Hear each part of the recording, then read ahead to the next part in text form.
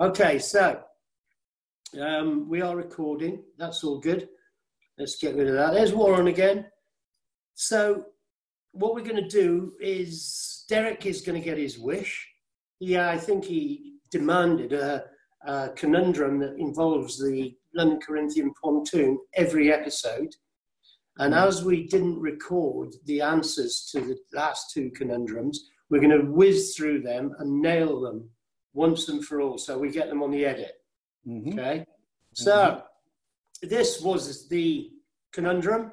I've taken the opportunity to draw everything this time, so I don't mess things up with my sketchy rubbish. Here we go, LCSC start line. First of all, with no tide. And if you look at all those in position A, A1, B1 and C1, at that point in time, there is room, because they're all overlapped, there is room for C to demand room to go through.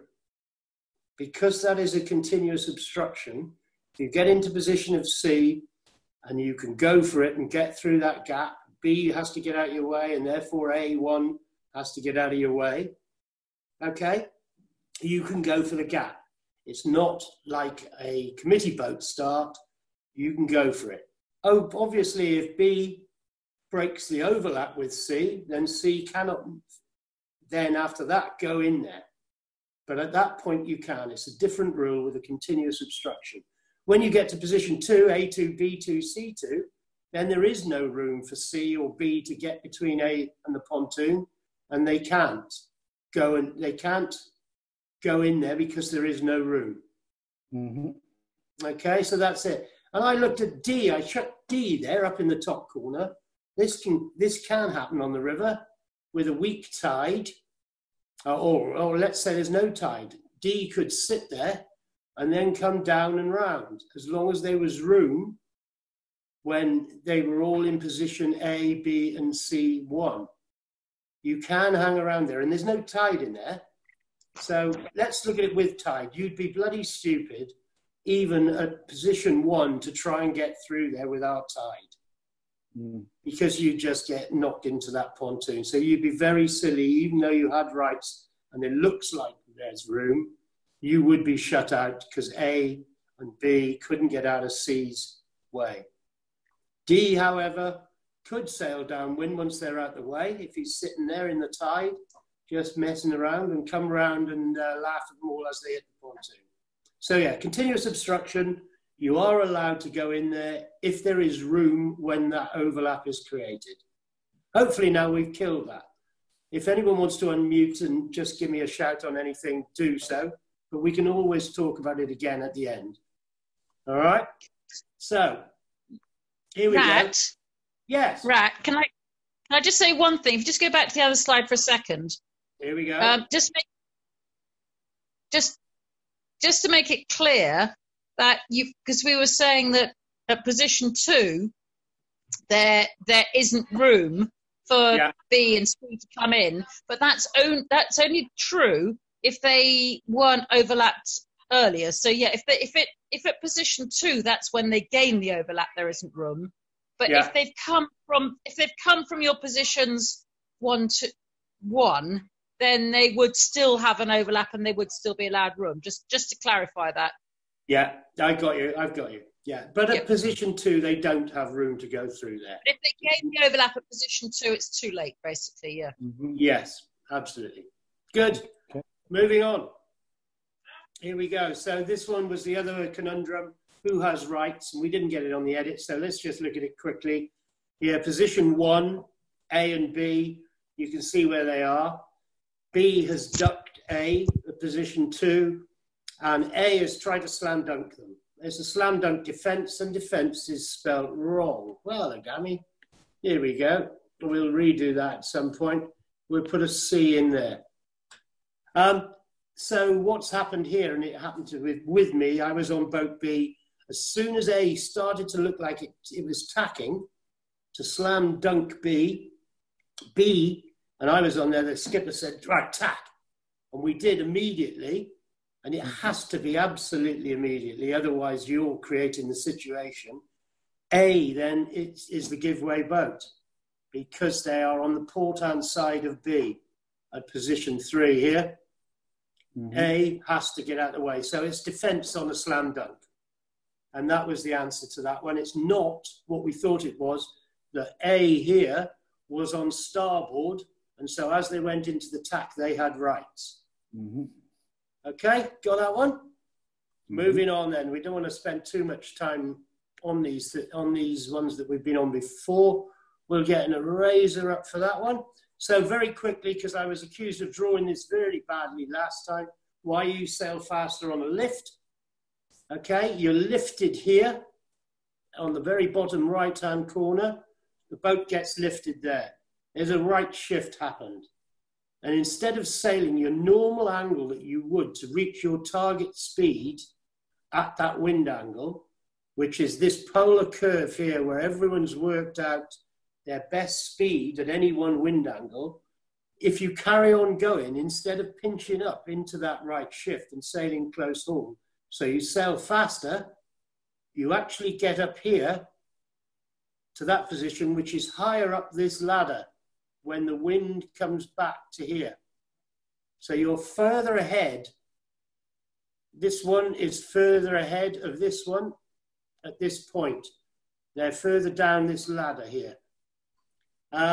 So yeah, and also, as I said, you get out to the left-hand side where you hope you're going to get the next shift earlier. So yeah, if you want to go left and there is another shift going to happen out there, obviously you're not going to go out there if you want to go, if you're out near a ley line or you're going to the wrong side, then you want to think about it again. But yeah, sail fast in a lift and you get out there earlier and quicker. Happy with that one? Let's move on. Let's forget my, we're going to go to the river in a minute. Well, right now, actually. I think we're going down to the river. Let's get rid of these. And let's have a look at that slide there. Having tapping problems. So we're down on the river. A quick visit. So this is the wind on bends. Our bends aren't quite as dramatic as that. I'm hoping to bring in a few little bits and pieces here from Anna. So the wind on the bends. The normal tacking angle I've drawn here. This line. That's your normal tacking angle. Let's say that's 80 degrees. That black line going in there and coming out again here. Okay. As the wind shears around that bend, if you sail to the apex of that bend or the center of that bend, all these arrows here, all the blue arrows, are giving you a lift. So you actually come in on this red line here. In actual fact, it would probably be more like that, that. Okay, so you're getting lifted into that bend, and as you come out again, you're getting lifted again. So always tack to the apex, the center of a bend on the river. So I thought I'd introduce a bit of river law with that one. So the red lines that I've drawn here and coming out again here are probably what's going to happen to you, the advantage you're going to gain with the lift going in and coming out again. Anybody want to come in on them? Come in on it. Obviously, the river water, the tide, we've talked a little bit about tide, but here's your river. Okay, there's your water. It flows much faster in the middle because there's less friction. A lot more friction here on the edges from the banks that are built up, which slows the river water down. So in on the apex of the bend here, your river is flowing much slower. So you probably don't necessarily want to go right into that apex. You want to stay out here in the middle where that river's faster. And if you know what happens on the outside of the bends, over this side of the river, the water's flowing faster on that side than it is in here, because it has to get from there to there in the same time as that water gets from there to there. So it flows faster on the outside of the bends. So there's a little conundrum. The idea would be to stay probably on our river, sail in here, but don't go right in, stay in the tide and come out. Use your wind lifts and use the tide. So it's a balancing act always on the river, as you all will know, as the river sailors will know. So Anna, I just wanted to bring you in here. I was really interested how your little chat about feathering and footing off actually rang true with what Val was saying. So just explain again what you're saying about feathering and footing off on the heavy winds, if you don't mind. Are you there, Anna? Are you going to chop parsley? No, I'm here. Okay, so feathering and footing. So feathering is when I'm sorry. Right. Okay. So let's say you're on a close out course and you're going 42 degrees to the wind, and that's as close as you can get for your optimum speed. We basically talk about modes. You can go your optimal close hold, or you could feather or pinch, which is where you go slightly above it, maybe 1 or 2 degrees, and you have it so that your inside telltales are flapping a wee bit, but your sail's not flapping. And it means you're going slightly higher and you'll lose a bit of speed. The opposite is that you would foot off a bit, so you would go a little bit more towards a close reach. I mean, we're talking like a few degrees, so making sure that your inner telltale isn't flapping at all or turning right at all. And that should give you less height but more speed. And the idea is that everybody will use these different modes at any different point. So, like for example, if you're coming off the start line and when you have to hold your lane, and if you've got someone underneath you, then you'll have to be in pinching mode. Or if you've got plenty of room below you and you're trying to get into clear air, you'd be footing because you want to get faster, just want to get away from people above you. So you were talking about winds over 12 knots when perhaps someone of certain sizes, lighter people, cannot keep the boat flat. So therefore you'd foot off until it dropped a bit and then you pinch back up or feather up. Is that right? Yeah, okay. So 12 knots is sort of like an arbitrary number. It's more that once you're overpowered, but you're not overpowered enough to want to let your sail out, you can take some of the power out of your sail by feathering. You'll be doing it naturally, I'm sure, and women tend to do it a lot more than men, or lighter people do it more, because it means that we can still compete in the same race, because we go higher, well, boys go lower, and then you're both taking a trade-off in some way. So 12 knots is sort of arbitrary. It's like as soon as you're overpowered, or it might be overpowered in the gusts. So in the gusts, for example, if you're not overpowered in the gusts, you'd want to foot off into them. But if you are, then you want to feather up so that you don't slip sideways. And then when the gust is finished, you would go back to your normal course.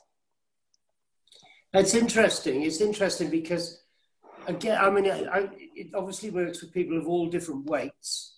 You're talking lasers here because you've got a flat bottom boat. So I understand it now. Val, interestingly, has said that when the big gust comes on in a river, even a big boy like him, he foots off because he can't keep it flat, or he'd have to hike right out to keep it flat.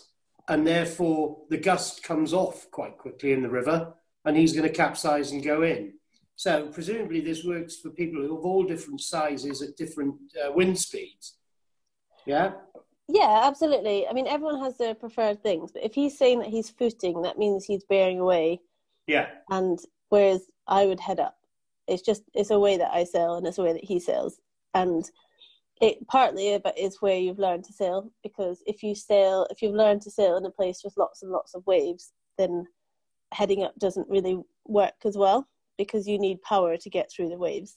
So people who've grown up on the sea, or to be fair, I've grown up on the sea, but people who've grown up in big wavy places will be natural. They will always go for power over height, whereas I always choose height over power. That's interesting. And I find it really hard to foot, which is why I find it harder to go to big boat sailing, where pitching doesn't really work. That's really interesting because, of course, waves, then what we're saying is waves are going to increase your tacking angle. Yeah, you've got a foot off on your tacking angles in waves. So that's something to consider when you're on a big wavy course, guys. Your tacking angle is going to be bigger. So radials versus a full sail. So you'll always sail with a full sail, or is there a wind speed where you might sail a radial? No, I would always sail with a radial. Okay. Radials, yeah, it's for women. Okay. That makes sense as well then. I think you have to be like, I don't know. And then optimum weight for a full rig is like 80 kilos maybe. Right. So again, can this translate a bit to big boats? Those big old dinghies, even though they're not got a flat bottom, in a massive wind, would you foot off, I suppose, or would you feather up? That's the question. It depends. Yeah, it depends. It depends on how big the gust is. It depends how much you'll slide. So part of the reason that feathering works in a laser is because you lose so much height if you tip up. Like, so it's more important to lose a little bit of power and keep your boat flat. Keep it flat at all. Whereas other boats can handle being tipped over a bit more. Yeah, I suppose the bigger the boats, the harder it is for them to like accelerate again. So if you've lost speed, it will take them longer to then accelerate. So they probably can handle feathering a bit less.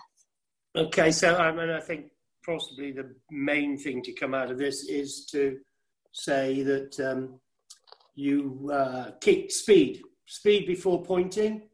Would that be a good thing to say here? It just depends. Point. It just depends, I guess, on how effectively you're sailing that way. Because you can sail very fast and very high, if you're managing to keep your boat flat. So if you can't keep your boat completely flat while you're footing, then feathering is the way to go. Okay, interesting. It depends on the boats that are around you. I need to get you and Val and probably a few other laser sailors into a bar with a few drinks one day and just have that discussion again. That could be hilarious. Brilliant. Thanks for that, Hannah. If you put me and Michael or me and Val on the speed run, we'll start like 2 boat lengths apart, and we'll probably end up about 4 or 5 or 6 boat lengths apart because I'll go high and they'll go low. Right. That's all good stuff. So just to the really important thing is with the lasers, just keeping it flat. Just beyond anything else, especially when it's windy. We'll talk about that coming out of tacks and stuff, but keeping the boat flat. Yeah, and I think that's especially if you've got tide going with you. Yeah, absolutely. I think with tide definitely. I think it's probably pretty similar for everything. I mean, if you try and sail your dinghies or your big boats with a bit of windward heel, have it over on top of you, then generally you're going to end up sailing it quite flat, and it's the best result. Keep your boat flat at all times. But I think Val's point there about keeping his speed through a gust, keep the boat moving, is quite interesting as well, whereas Anna feathers up. Anyway, we can have a whole evening on this one. Okay, so we've got a rule up there now, guys. I'll kind of come back to what I call Simon's conundrum. You talked about it a couple of weeks back where you were talking about where to go off the line. We'll come back to that, Simon. So, room to tack. What's happening here? So I'm just throwing a few things in now, up the beat, some advice, some rules, some tactics, because we're going up the beat and trying to get to ley lines. If we get there tonight, we'll be doing well. Room to tack there. Here's your bank on the left-hand side. Okay, now that is the riverbank with the trees and the footpath on the opposite side to our pontoon, if you're on the river. Would you go in there? Yeah, probably. The boat's pinned you. You've got to go in there, or there's more wind in there. There may happen at times. Obviously, you want to keep out here for the tide. Sorry, I'm going to pen up again. You probably want to get a bit of tide out here and not go right in there. But what are the rules? So boat A at position 1 has probably shouted, I need room to tack. Boat B has got 2 choices. Immediately he has to tack away or shout, you tack. In this case, he shouted, you tack. Room to tack, RTT. And boat A has tacked.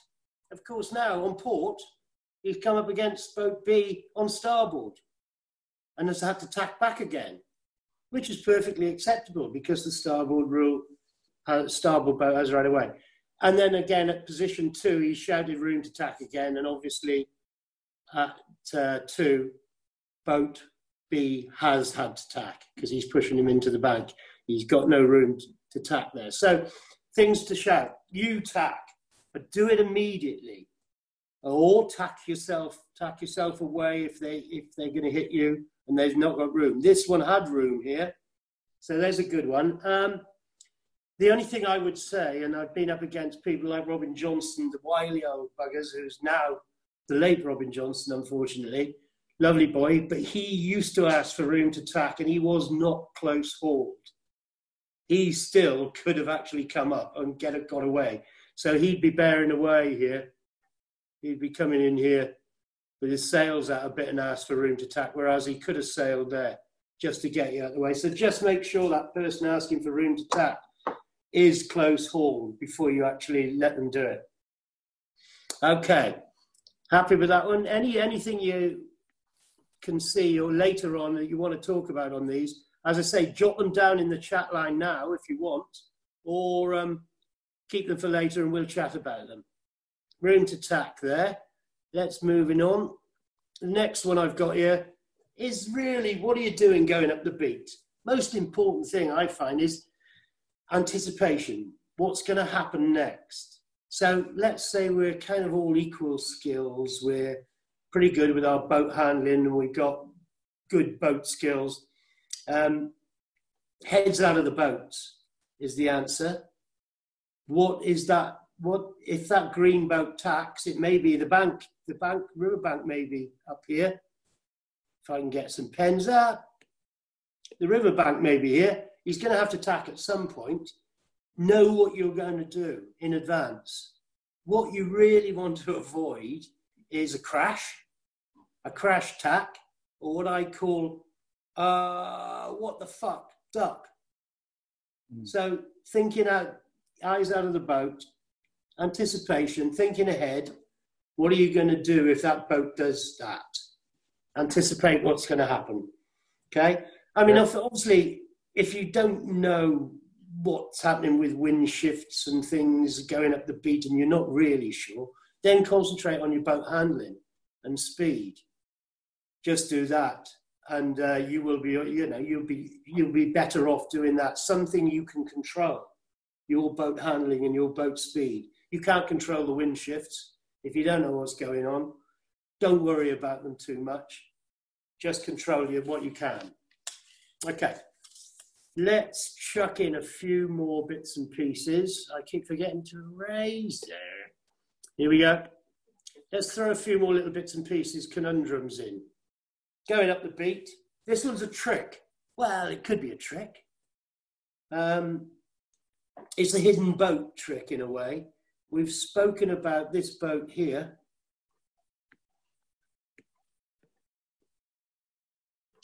Asking this one here to go. So didn't know whether he could cross or not. He said, no, you go. You go. Port, tacker here, starboard, had rights. Said, no, you go, and stuck behind them. But of course, there's a hidden boat here. That's a nice one to play on someone, just a little trick to throw in there.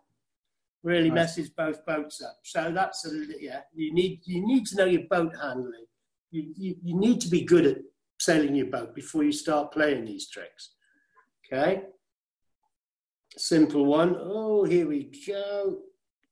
This is something I thought I'd put in because I fall foul of quite often. Sailing big boats here. So you've got a green starboard boat coming across, And this is me here. And this is why I thought of putting this one up.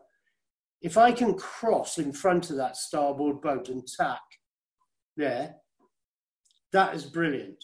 What I normally do is that we're going out here and we're thinking, where's the next bloody starboard boat? We're looking for starboard boats coming all the time. And we're forgetting that possibly we want to go back up the middle of the course and not right out to the ley line. So you get tied up in worrying about boats coming in on starboard. And instead of, if you've done this and you've tacked here, what have you done? You've kind of used this one as a blocker. You can now, you two can sail right up there. You've got someone inside you that you don't have to worry about other boats coming in. So this boat here has had to duck the green and duck you. So you've stitched that one up by using the blocker. This one over here has tacked away early.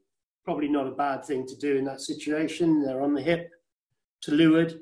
They've got some rights to push people up and call for rooms. Obviously, you're only going to do that if you're going the right way. Unless you know that there's something really nice, a big wind shift or tide out here, go up the middle, go across a boat and tack. I have made the mistake of carrying on out here so much. I'm enjoying myself so much, trying to duck other starboard boats and trying to get my duck right, that I've forgotten about the main plan, the main game plan. Right.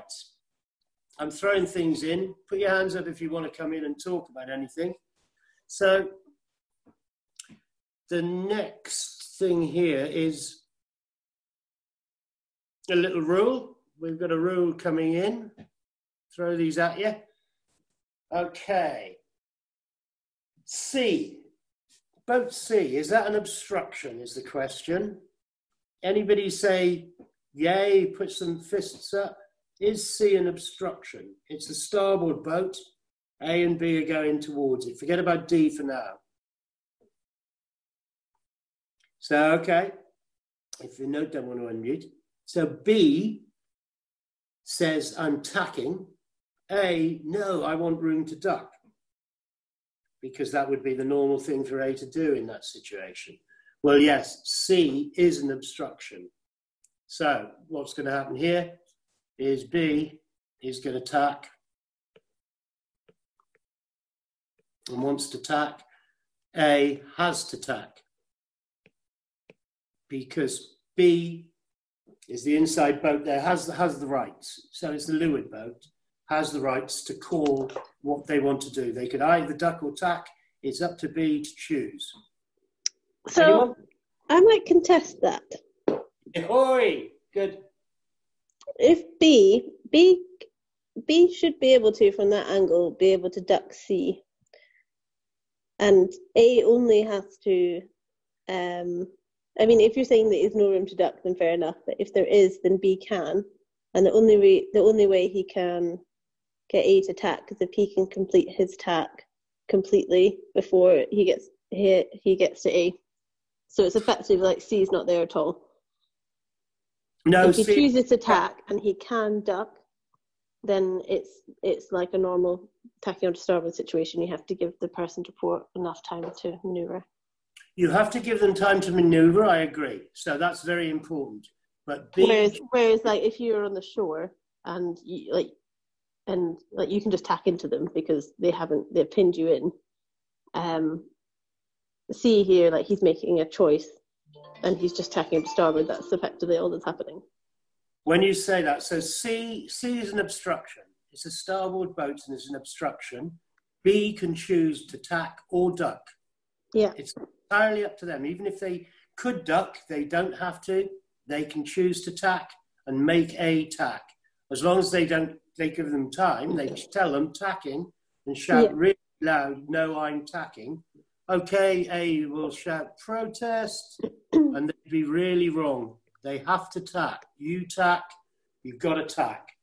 But if you take C out the equation completely, it's sort of irrelevant because B is choosing to tack onto starboard and all they have to do is give A enough room to manoeuvre. Yeah, absolutely. No, C is an obstruction. That's the point here. So therefore, B can choose either to duck or tack. I mean, like, if say that C was the shore, B could tack and wouldn't have to give A enough room to manoeuvre as long as he had hailed early enough on. That's right. Whereas here, he is choosing to tack, so he needs to make sure that A has room to manoeuvre. Whereas if that was the shore and B and A had done nothing about it, B could tack into them and it's A's problem. Whereas they can't do it here. No, they have to give them room. So when B says, I'm tacking, that's an obstruction. A has to, and says, no, I want room to duck. B says, no, tack now.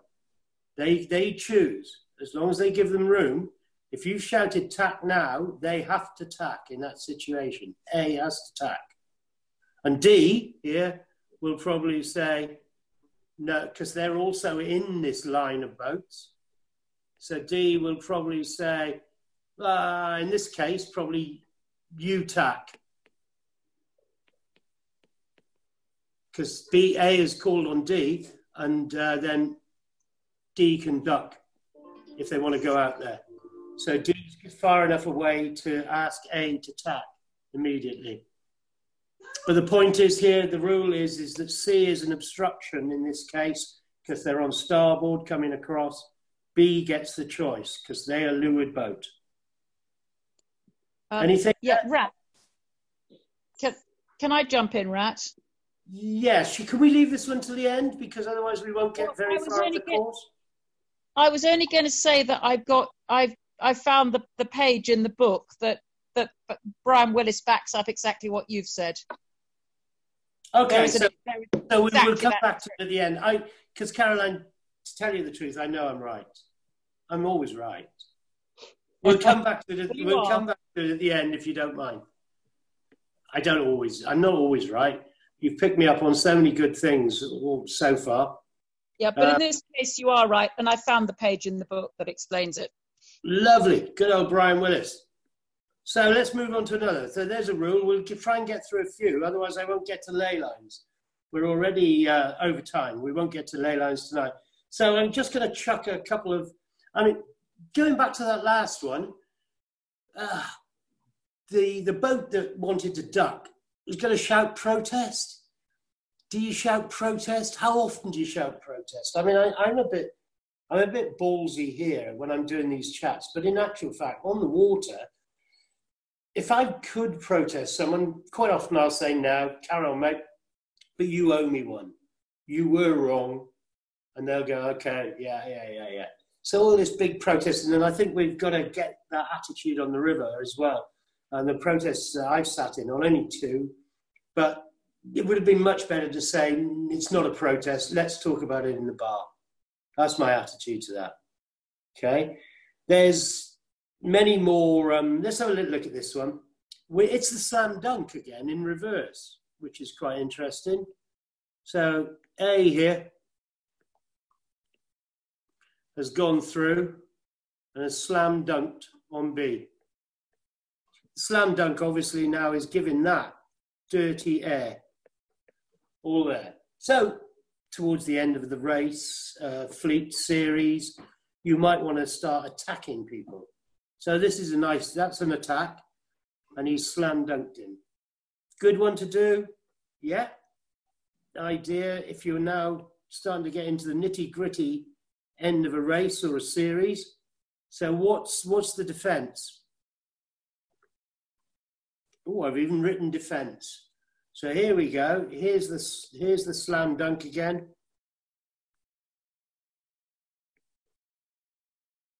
Coming up, turned up. That would have been the dirty air.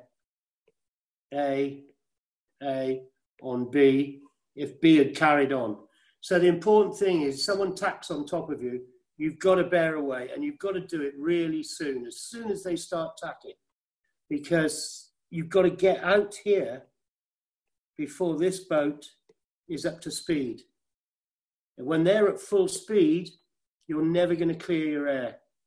So bear away to get out of dirty air as soon as you can. This doesn't extend as far if you're going down here and up. So defence on a slam dunk. That's happened a few times to me. Yeah. leave it at that for now, because we're getting really into the end game. So, do we always protest? We've talked about that. Let's just have a little look at what is a ley line, because we're starting to come up to the ley lines. I'll only introduce them now. So the ley line is the difference between the tacking angles on port and starboard. So you can get, and the angle that you have to get to, or the line you have to be able to get up to that mark to do a rounding. So we're coming up to the upwind mark now, everyone. Yeah, I suppose the answer, the question here for those who are not sure what the ley line might be, it's the difference between the angle you can sail to that wind there. Now, and the difference between that and the angle you can sail on the other tack. So just to find out what that angle is, some boats it'll be, 80 degrees, if you've got a good boat. And in light airs, it'll go up to probably 100 degrees. And you've got to try and find your tacking angles, probably going out to sail close hauled on both tacks and looking at the difference between the angles there. So you'll find your tacking angles, and they'll be different on different boats. On a big boat, you'll have a compass. You'll have all this electronic shit that tells you what's going on, and you'll be able to work it out like that. And I think that this is the reason that all the best sailors are dinghy sailors. They come from a dinghy background because they work it out for themselves. It comes as instinct. Yes, you can draw on your boat. You can put a bit of tape on, that my tacking angle's there. You can put a bit of tape on. So when I'm sailing along, when I tack, it's there, or it's there, or it's there. You can put some tape on, that'll do it.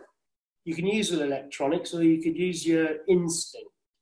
So get out in a dinghy as often as possible, I think, is the answer to this one. Okay. I'm not going to go on too much more now, guys, because it's 1:45, and we might just come back to, I'm going to tell you what I'm going to do. I'm going to give you a couple of quick questions. I expected to get to ley lines today and talk about the importance of them and how you can cock things right up, ley lines to the upwind mark. But we've gone on it. We might need another episode.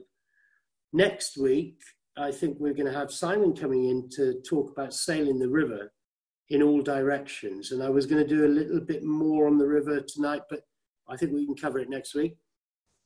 I'll give you a couple of quick questions now to think about whilst someone's coming in. I've got a super video man coming in to play you a video while we have a little think about these couple of questions, and then we can all have a chat afterwards. I will record it this week, so be careful. Okay, ready for it? Ease it up. Ease it up. That's it. All the way out. Right, let's go for it. Sit back.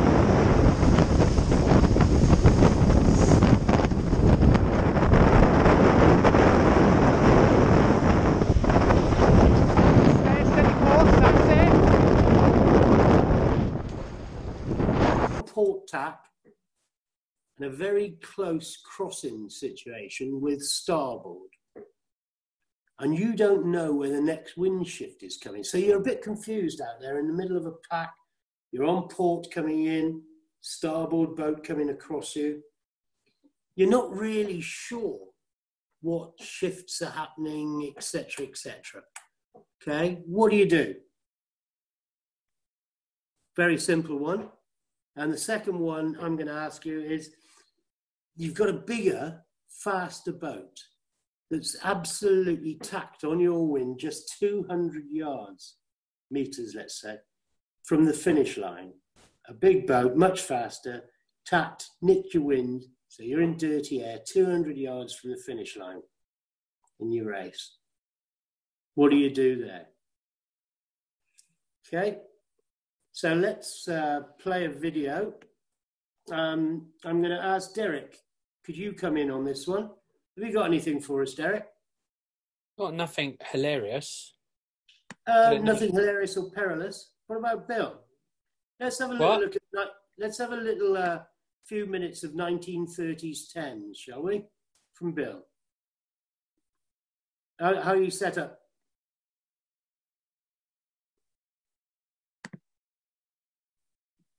You can unmute now, guys, and have a little chat. How does this work? So, Simon, there were a few things there I wanted to bring you in on. Your Simon's Conundrum. But I think that if we're going to do something next Friday, we can do the Simon's Conundrum, because I remember you coming off the start line and talking about going on port over to the other, on starboard, and then coming back on port. So we could have I've been listening to Anna. I've had a couple of second thoughts about that. Yeah. It does involve the bank, and in fact, I think if you're slightly closer to a windward boat, it doesn't work. In fact, it dictates that you need to be quite a long way down. But it's been interesting to talk about ley lines when we talk about the river.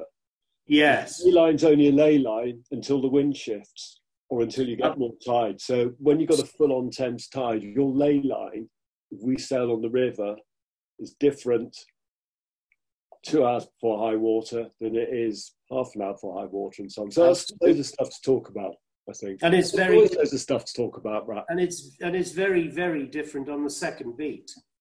Yes. When that tide has changed, possibly the wind, but certainly the tide has changed on the second beat. I've got it. You know, and wind bends on the bank is very interesting as well, because you can follow a lift onto the bank. Opposite of if you do the opposite of your diagram, where you're sailing, you're getting a lift onto a bend going the other way, but there happens to be a lift which you get in the southwest, and then you tack out into a header.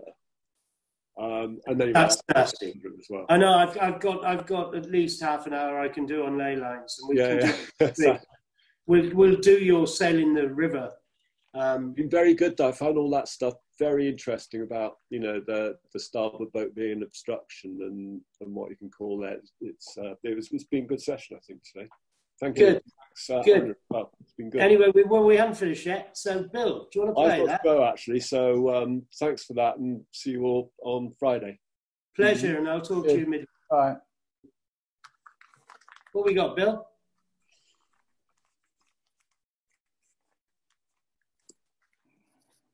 Bill, are we going to play anything there? Ooh.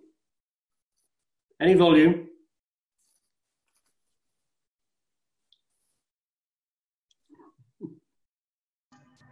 Yeah, can you hear that? Yeah. Yeah, mate. Bridges, rebuilding Hammersmith Bridge. Yeah. Was that Bill? It was a wild guess.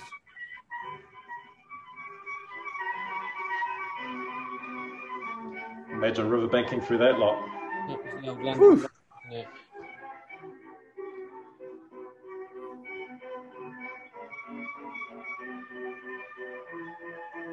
Yeah, you're just into the time of steam.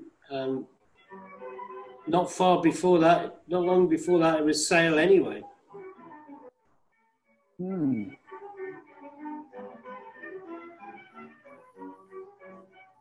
1930s, you say, Bill? Yeah, 1935. Wow. My mum was born within earshot and sight from her bedroom window of that bridge. Yeah. Yep, she could see Tower Bridge from her bedroom window. On the North Bank or the South Bank? She was North Bank, Shadwell girl, see? Shadwell, right, yeah. That's Welsh. Oh, it is, isn't it? Yeah, Shadwell. She was a bloody Shadwell girl. That's the wrong accent. Okay, guys. Bill, if you can curtail for a minute, because otherwise we're going to go way over, and I know people are cooking dinner. Let's just have a little chat about those two questions. So, first question. So, let's pretend that's the end of the video. I can do a little edit there. So, guys, welcome back.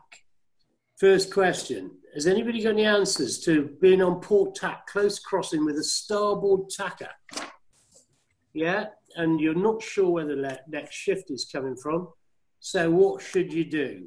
Going up a beat, middle of the Solent, no tide, or up the river, not much tide. Anyone wants to jump in? So whoever that is, I haven't got much volume.